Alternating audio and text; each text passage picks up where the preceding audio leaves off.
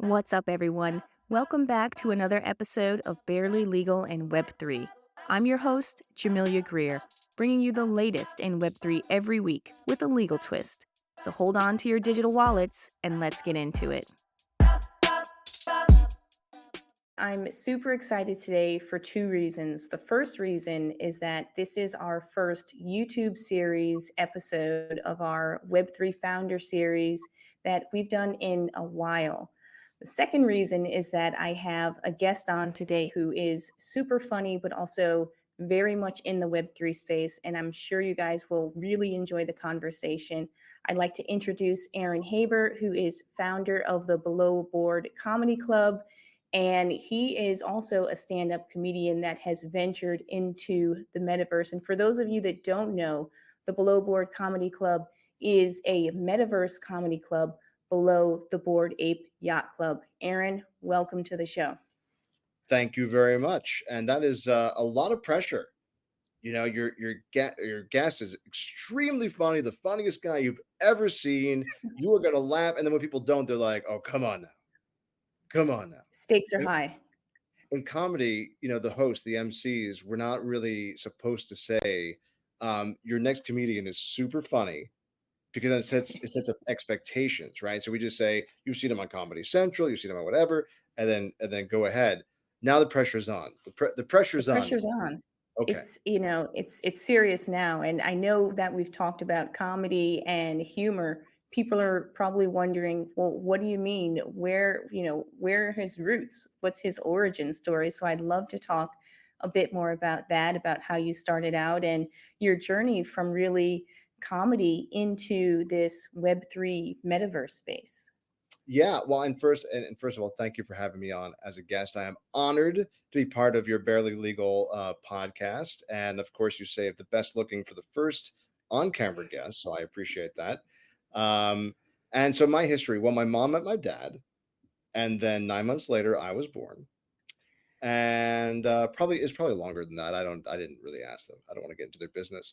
I've been doing comedy since, gosh, like stand-up type stuff and improv since college. Went out to Second City, did a lot of improv with the masters of improv, Del Close and the Second City and, all that kind of stuff. And then moved back to New York in 2001 to start doing stand-up and really loved it. And I've done now thousands of stand-up shows and performing, producing, booking, all kinds of things. Got to work with the Friars Club in New York, which is no longer, but it was a pretty legendary club. And along the way, even taught comedy at Princeton University, which was an amazing experience. So fast forward to 2015, I'm in Los Angeles and I opened the world's first uh, fully online comedy club. I mean, we did have a physical space that we worked out of, but it was meant to be just completely comedians performing online to audiences online. Maybe a little bit before its time, but then during the pandemic, every comedian wanted to perform online because all of a sudden there were no clubs open, which also led to me losing my job as a comedy writer for a bunch of comedians because they had no gigs. So I said, okay, well, what can I do? And it was the first time here in the States that I was eligible for unemployment because, as a gig worker, comedian, you don't really have a job to lose to get unemployment. So I started to look into Web3 at that point and really liked what I saw. It was a digital art revolution. It focused on fine artists, but I felt like there was also room for writers and comedians. And so, in a nutshell, that sort of began my journey into Web3 in the old Clubhouse days back in 2021. And I was fortunate enough to be in the right place at the right time. And I minted a Bored Ape, Yep. who's the first stand ape comedian, and decided to build a comedy club around my Bored Ape Yacht Club IP. That's You're not going to get any short answers out of me, just so you know. Oh no, I'm soaking this up because I didn't know that you had this background of, doing the online comedy first and that you also taught. And so I can imagine that as you kind of segued into this metaverse space, you were able to use some of those skills because not everyone can be funny virtually. I mean, I am, but not everyone can be funny virtually. I laugh at my own jokes too. Is it? All my listeners know that. Yes. So I don't know if there's a rule about You're that. not going to, who's going to, right? So you have to. Someone's got to be the first.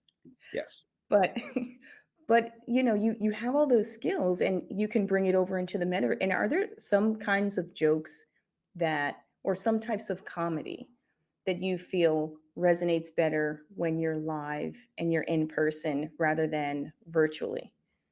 Well, the answer that you'll get from most people, both comedians and audience, is, well, you really need to be in the same room with people, to soak up their physical presence, and what I love is when people tell me that when we're on Twitter, now X, and we're disembodied voices behind pictures of animals and stuff, and they're like, you really have to be in the same room, and you really, I said, we're literally talking to each other across thousands and tens of thousands of miles. We Yeah. don't know what we look like. We've never met in person, and we've established relationships, and we can have a real-time conversation and react to each other. Yeah, So I've laughed at some of your tweets out loud, actually, and I've engaged in some of them regretfully, and they've been on my timeline. But you're pretty funny on Twitter too. well, I appreciate that. But my point is that in the audio spaces, people are saying, well, you can't interact virtually. And we are literally interacting virtually. So it's a different experience to be in a comedy club. That's a great experience. But it is also a great experience to be in a virtual room with comedians. And by the way, there's a few different ways that we do this. One is the shows are just like this, right? Where you have a bunch of comedians in a room and they're performing, one at a time, of course. But then you have, 10, 50, 100, 1,000 audience members that can react in real time and laugh, Mm, and the comedian can interact with them. And so it's not like a virtual metaverse, puppet. It's the comedian performing just like this. We also yeah. simulcast that into our Metaverse Comedy Club for the little, weirdo avatars to enjoy in our virtual club. So um, I think it's a good experience, and I think what you asked, are there any kind of is there any kind of humor that resonates more so? And I think the answer is it is a medium of comedy that is just being established, and the answer is I don't know yet. But Mm, one thing that I want the comedians to do when they come in is to experiment, is not just to necessarily do a normal set and you just happen to be online, but what can you do with the technology and the medium that is different? Like I can't show you my sleeping puppy dog over there. You can kind of see him. If we were, if I was just doing a show, but right. here you can't do anything. Well, I mean, do you have any lawyers in your lineup? Because that could be a game changer. I'm just saying. I'm just throwing it out there. Listen, they do all around. You'll see like New York's Funniest Lawyer contest, and wherever they are. My friend Dino Badala, he actually started doing comedy from one of those contests, I believe, and now he's a pretty well known comedian and political commentator. So yes, there are a lot of lawyers who are comedians because I guess they're not fully satisfied with being lawyers. I don't know. We won't go there. We'll leave that alone. So, I mean, and you mentioned using the technology and sort of engaging with people as they're listening to stand-up comics online.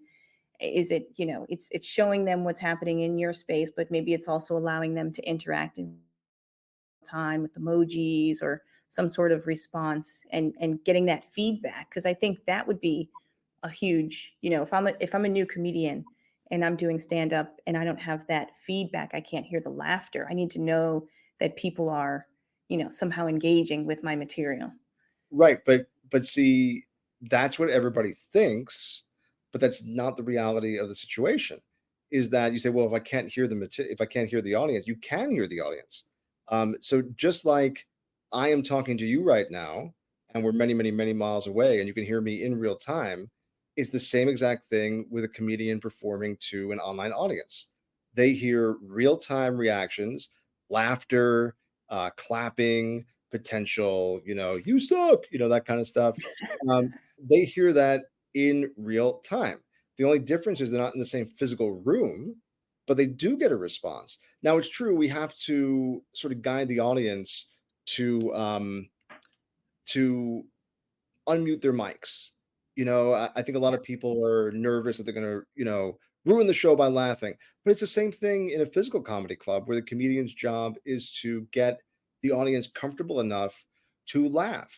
And comedians employ different tactics and have an understanding. Like if there's only like 5 people in the crowd laughing, you go over towards those 5 people and you kind of play to them for a while, and then people in the audience go, well, I want to be part of this too. I want them talking to me too. So then they start laughing, and then you kind of let them in as well, and you don't concentrate on the fact that in the beginning a lot of people aren't laughing. You don't know why they're not laughing.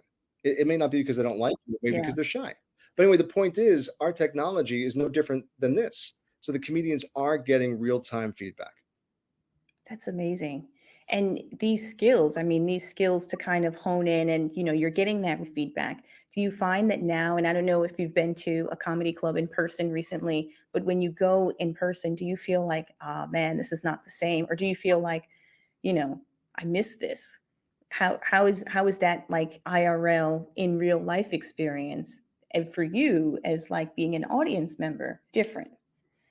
Well, I'll talk about from being a comedian. Um, Mm, there's the on stage bit, right? Where you go and you perform, and hopefully it's great, and then you have a good time. But then there's all the rest of it, which is traveling to the venue. If it's a local venue, you're traveling locally. In New York, you're taking the subway or a cab or something or an Uber. Um, if you're touring, you're driving or you're flying, and then you are hanging out there physically. You've got to be at the venue waiting for the other comedians to be done for you to go up. Then, and then depending on where you are, you're in a smoky environment, or there's a bunch of weirdos next to you, whatever. And yeah, there is something to be said for that club experience, but there's also something to be said for comedians picking up extra gigs, not having to go anywhere, right? yeah. Like being from the comfort of your own home, or even being in or around the comedy club that just performed at, and not having to travel and pick up another paid spot for the night somewhere that's nowhere near them. So Yeah. I'm an introvert, right? Like I know it don't seem like it, but I'm an introvert. Mhm. You can tell because I started an online comedy club out of my office, right? But I really love these shows. I really love interacting with people. I also Yeah. really love not putting on pants and not having to travel and just being at home when I'm done. Yeah. So we had an event for Yuga Labs from the Bored Ape Yacht Club Council, and they were nice enough Mhm. to give us a grant to put up a Metaverse show. And again, the Metaverse show was like this, Yep. real people, and then we also put it in our Metaverse screen, and it was amazing. We had pre-shows with different members of the Board Ape Yacht Club who do great spaces on Twitter. We had a DJ Caruso, who's the leader of the Wicked Craniums NFT project, DJing from out of Joshua Tree, and we Wow. had people in our metaverse from Japan, from the Middle East, from all over Europe, from all over North America, all hanging out in the club, hanging out, dancing, listening to the music together, vibing. We even had a green room for Caruso's guests that was private for them. And then the comedy started. And then there were comedians from New York, LA, London, some other places, I think, and everybody got to experience this together, and it was so much fun to produce. I was going from the main club to the green room to the Zoom feed, talking with the comedians. Um, it was it was so much fun, really so Wow. much. And it's funny, Aaron, because when I initially asked you to be on, I was thinking, this is the Web3 founder series, and we wanted to focus on Web3 projects and companies that do good. So they have a good social impact. And I was initially thinking, making people laugh, cheering them up. It's great for mental health, for emotional health. But you said something there that I never really thought about is the ability for comedians to monetize or to also gain additional income in situations where they otherwise couldn't, because either COVID at the time, but even now there's still issues where people just don't want to travel. I mean, our world is not the same anymore. And then also the fact that people might not be able to get to where they want to get to. And so this impact, it's actually, we're talking about twofold right now, which is the additional jobs creation or gig creation, and then also uplifting mental health and emotional health. But there's also that connectivity. You're talking about connectivity and connecting people from all around the world, which is huge as well. Yeah, I mean, one of our missions in the company is called Laughing Ape, and below board is our metaverse. We call it Comedy Club Metaverse. Mhm. Um, is to get comedians into Web3 because with NFTs, with the blockchain, it's besides the gigs that we do, NFTs are a way for comedians to monetize their content.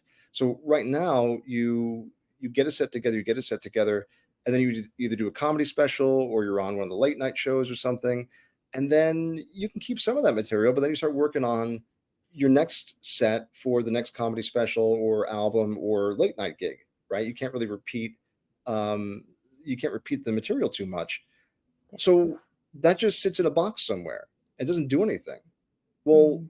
what if you could sell the digital version, not even giving away your intellectual property rights, but what if you could sell the digital version, sort of like NBA Top Shots, where you could buy like a 5-second video of LeBron James dunking on someone? Well, why not sell a 20-second video of you performing one of your amazing jokes and getting a huge response? Why not sell a visual version of the joke, either in written form or in with artistic version to it, which we've done. So I want to open the minds of comedians up to there are more ways to monetize than just having to sleep on a flea infested couch in a comedy condo waiting to go up in the middle of nowhere. Yeah. There are other ways to monetize your material without losing your IP rights. Currently, and this is what I found when I opened up the online comedy club in 2015, a lot of comedians are afraid of change, which is not just comedians, everybody. They're afraid of change, they're afraid of technology. NFTs and Web3 have certainly got a bad rap in the press, some of it deserved, but every industry has bad people in it. Um, so there's a barrier towards convincing people that um, this is a legitimate, fun, and hopefully profitable way to monetize your material. So I guess the flip side of that, let's say there's an average Joe comedian out there listening, and he's saying, this guy, he was good at technology before. He was doing an online comedy club.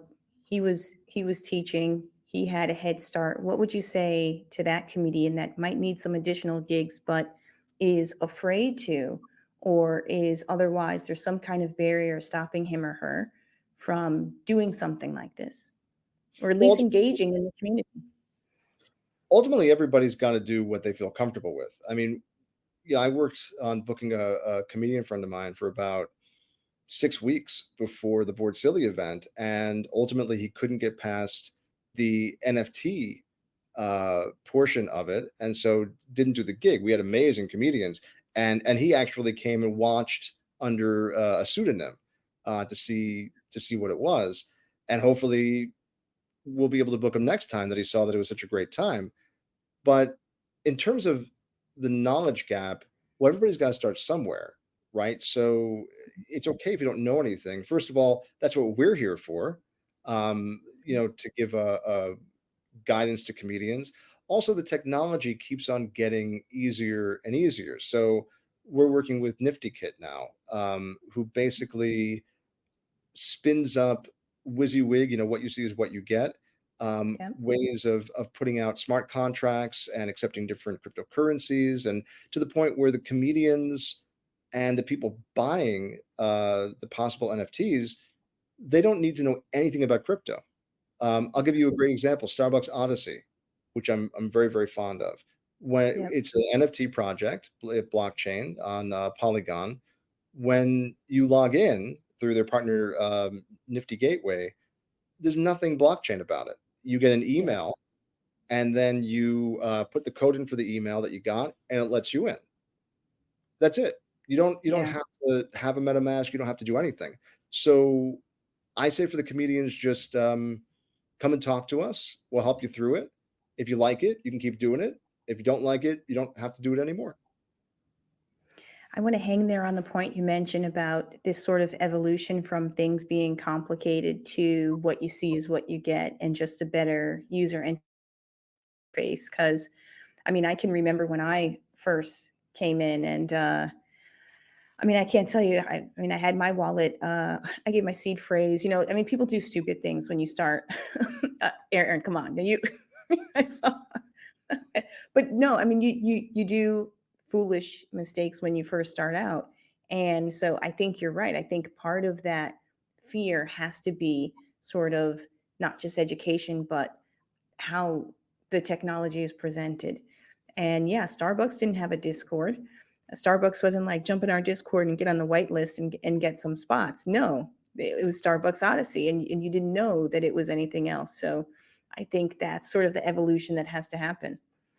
They do have a Discord. I don't know when they opened Oh it up. man, oh. Um, sorry, but they no, they do have a Discord, and they're great at disseminating information to people. You get emails from them if you want them. You get info in the Discord. They're fantastic, and also just to shout out Starbucks Odyssey, they had an event. I don't know, 2 3 weeks ago, and I got an email. I said, "Okay, let me do it." So I was one of the first 2,003 people to do it, celebrating the 20th anniversary of Pumpkin Spice Latte, and they sent me a tumbler. It's a little blurry here, but yeah, they sent me a Nice. tumbler for free, no shipping, just like, hey, here you go. And that's the kind of stuff I love, and that's the kind of stuff I want to do with our audience coming in, is to hook them up with rewards and prizes and access to comedians, all of that. But Web3 is too complicated. And during my almost 3 years now of being in Web3, I've had to ask people, what do you care more about? Like accomplishing your goal, selling your art, or evangelizing? Is that the right way to say that? Um, Yep. blockchain, you know, like because there are a lot of people who go like, well, everyone coming in has to know how to use a MetaMask wallet, and they have to understand the blockchain. Why? When I use my credit card, I don't understand the underlying technology. I get it. There's a Right. chip in it, and you can tap it, but I don't need to understand the full international banking and credit system to use my credit card. They've just made Yeah. it honestly too easy to use. And so in Web3, like being on the producing side, it was like every little thing we had to do was so overly complicated on our end just to make sure it's on the blockchain, and it was token gated, and it was maddening, to be honest. And so we don't want to have that experience for the comedians or for the audience coming in. We want the experience for them to be just like they're buying anything else online. You buy a ticket to us, there's no difference buying a ticket for us online or buying a ticket for your local comedy club online. It's just Yeah. how you access it. But that is a hurdle, is that everything is way too complicated in Web3. It's great to be decentralized. It's great to be secure. Although, like you said, you gave your seed phrase to somebody. You know, it's easy to get hacked sometimes, but we've got to make it so that it's way easier to access and it's way safer. The whole uh well, theory, for lack of a better word, of, well, hey, you gave away your seed phrase, so too bad for you. You lost your stuff forever. I don't really like that aspect of the industry. It's the only place where people can steal your stuff, and basically you have no recourse and nothing happens. So I'm looking forward to the insurance industry expanding, for the Yes. criminal justice system to expand and be able to get your things back. And I get it. It's decentralized. You're not supposed to be able to go into people's wallets and all that, but there's got to be protections for holders and users. Yeah. There's so much work that has to be done around that. And I mean, we every time we open up our phones or look on our laptop, you see headlines about scams and frauds. And I really think, that negative light is not what, first of all, it's not what the technology is about, but that's not the potential that can be reached. And you're right, insurance, criminal justice, other systems that should be a little bit more integrated into this, they've got to catch up. Now, what's funny is that this year I've been noticing that Web 2 brands are, as you mentioned, Starbucks, but they are getting into the space, and the things that they're doing and the way that they're doing it is actually the way that I see it. They're almost eating the lunch of the people who came in early. The people that came in early and started with the small communities and, did a lot of building, did a lot of, Twitter work and built up their community. Then you have a big brand. I don't want to shout out any brands in particular, but they come in and they do something similar, and most times it's a hit, at least relatively a hit, because they have larger budgets and they have larger resources. I mean, where do you see that evolving? I mean, certainly in the entertainment spaces, it's been quite interesting to see now in the creators, the strike that happened, the creators realize, wait a minute, we're getting screwed over here. We're writing and, we've got people over the, we've got the creator economy, we've got Web3, all of this stuff is changing, but we're staying the same. So where do you see that headed? Well, that's more of an AI issue, to be quite honest. That's one of the things the writers struck for, and same thing with the actors and the Screen Actors Guild, AFTRA. Um, so I'm a fan of big brands coming in. Um, I'm also a little, a small time. Well, I don't say small time to denigrate myself, but I'm a small founder, of a small Yeah, company that's just scraping by right now, anyway. Um, but first of all, most of these companies are working with Web3 companies to get in. So there are different companies that are helping them, and so they're pouring money into the Web3 economy. And listen, all the companies started relatively small, though some didn't. You have like, Vayner, who already was pretty big, but the companies for the most part are hiring people from the Web3 industry, and they're hiring companies. So there is money. I mean, Starbucks partnered with Nifty Gateway, and I know several members on that team who are mainstays in the NFT ecosystem. So they're getting paid, and I think that's a great thing. And they're also moving the technology forward, and they're also getting us towards mass adoption. yeah, In the rooms that I've been in, everybody talks about mass adoption. When I first got in 2021, mass adoption meant like talking to your uncle at Thanksgiving and trying to get him a MetaMask, right? And that didn't really work.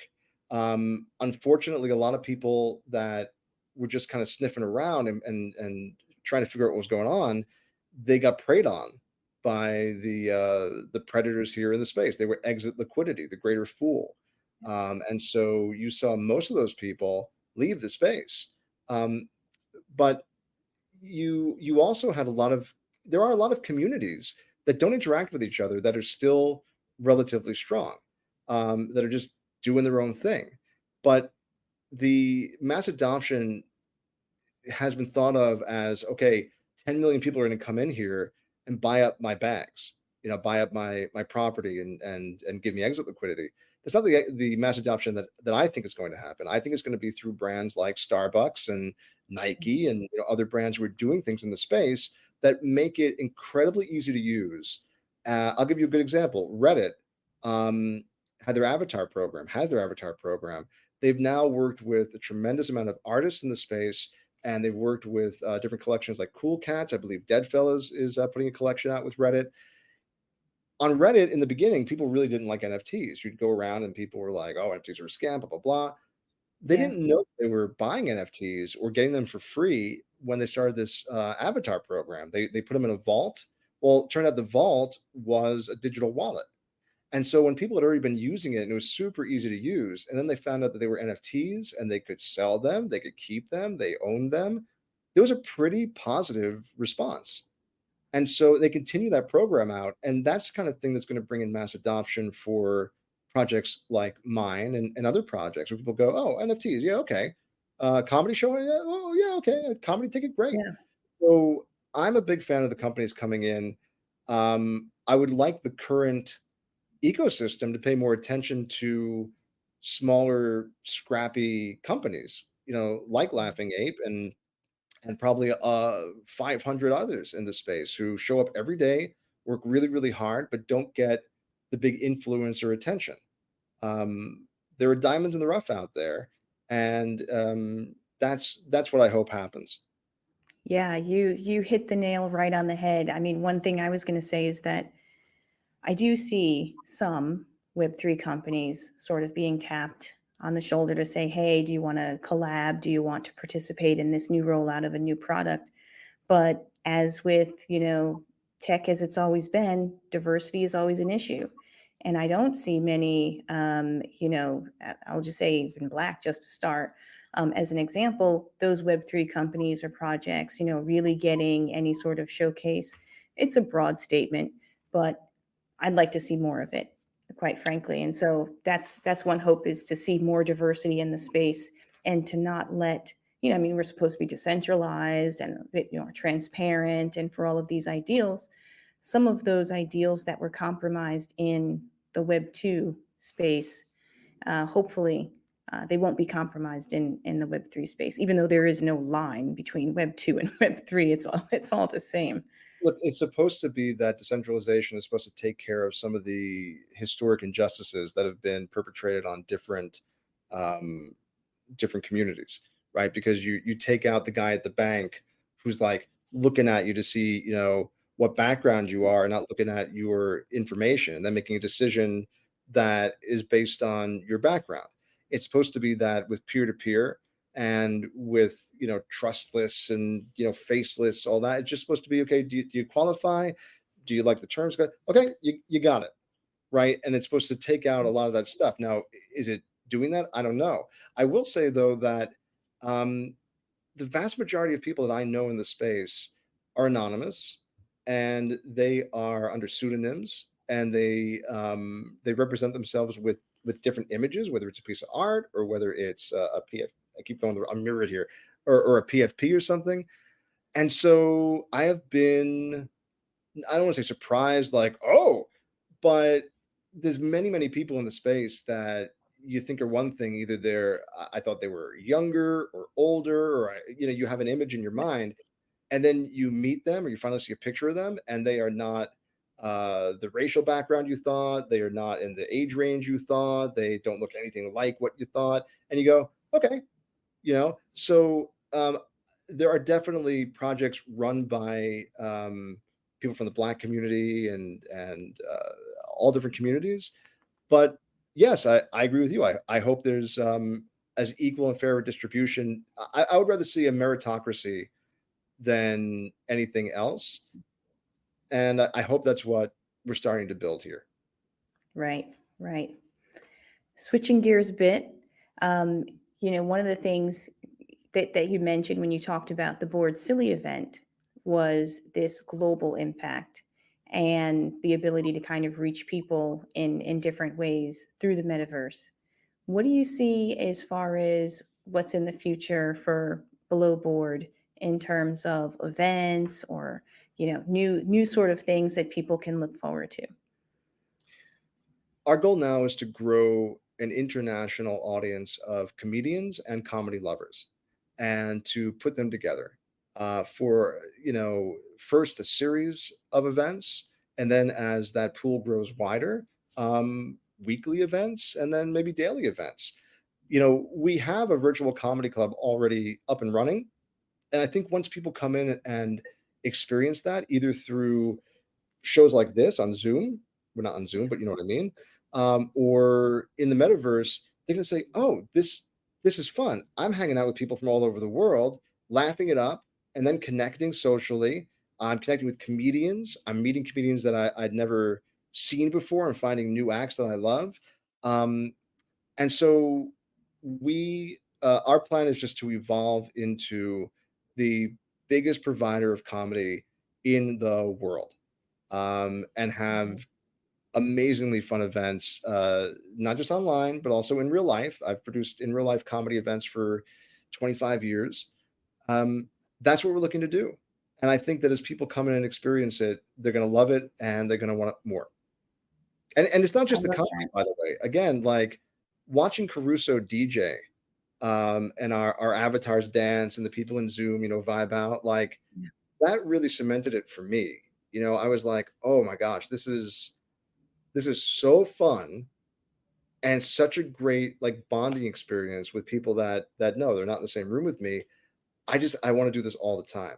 And so I there was a night in London. I did comedy. A friend invited me out. I did comedy in front of like 20 people in this tavern in Piccadilly Circus. And afterwards, talked to some of the comedians at the bar, and that was cool. And then there was a private drinking club in London called, I want to say it was called the Three Arts Club, I believe. And it was an underground drinking club for comedians and their guests, not open to the public. And we just talked comedy. We talked about life. I met a bunch of people. It was only one night, but it made such a profound impact on me. It wasn't just about the show, it was about the whole night and the whole experience and the camaraderie and the socialization. And since that time, that's what I've been building back towards, is to give people that same kind of experience of a comedy show, but also a night of fun, entertainment, and socializing that I got to experience in London that night. Those experiences in people's lives are few and far between. And so I think to the extent that you can create that and you can bring about that good energy, that good vibe, and let people leave remembering it and having connection even in that moment and hopefully, connections afterwards. I think that's great. And you guys just continue doing what you're doing because that's what the space needs. I mean, we need that positivity at this time. You too.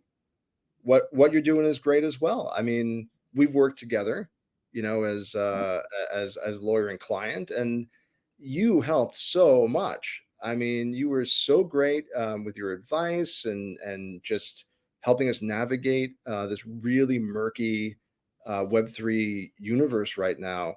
And so we need people like you who are trustworthy and helpful to the smaller startup projects and the bigger projects too. So thank you. Well, we hope this is a movement and love for you to continue to be a part of it and bring all your crazy laughing ape friends in and let them bring the good vibes too. Absolutely. And thank you for having me on the podcast. I really appreciate it. Pleasure as always. Aaron, if people want to find you, if they want to find Below Board, where should they go? Well, on Twitter or X, you can go to at below board, Bored. I'm Aaron Haber at Aaron Haber, my name there. There. I'll never get this right. And of course, we've got belowboard.club that you can go to as well.